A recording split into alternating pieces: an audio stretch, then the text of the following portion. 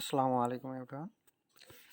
আজকে আমরা যে প্রজেক্টটা নিয়ে আলোচনা করবো এটা হচ্ছে একটা গেমিং প্রজেক্ট। এটা হচ্ছে call of the ভয়েট heart licence.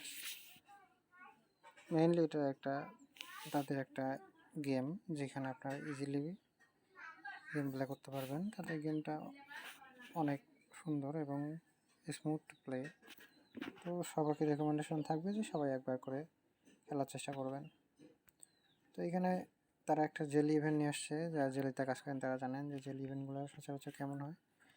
দেখতে পাচ্ছেন তার কল অফ দ্য ভয়েডে একটা জেলি ইভেন্ট চলতেছে। তো এখানে কিছু ট্যাক্স আছে, যেমন কল অফ দ্য ভয়েড অ্যাপটা ডাউনলোড করা, level 10 battlefield, red call of the void, get level 25, এগুলো বেশ কিছু ট্যাক্স আছে। একটা টুইটার থ্রেড লেখা, ডেইলি একটা মিমি দেওয়া, post about call of the void এটা মিমি দেওয়া, লাইক রিপোস্টে কিছু ট্যাক্স আছে।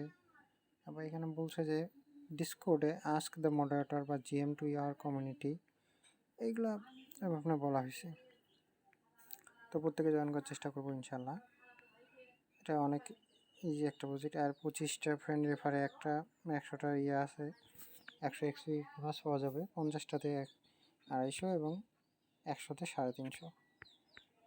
তো এই ছিল এই ট্যাক্স মূলত। তো এখানে যদি আনলক এ নিউ হিরো, এখানে আপনাদের ট্যাক্স দিয়ে দিবে। এটা বলছে যে download the void app on your phone, join the game, unlock a new hero, then send screenshot here as a proof.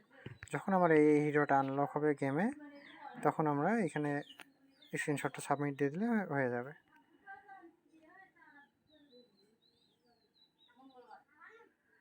আবার পরের টেক্সটটাতে বলা হয়েছে যে screen cast how you playing call of the void, কীভাবে কল অফ দ্য ভয়েড খেলতেছো এটার একটা screen cast বানিয়ে দিতে হবে।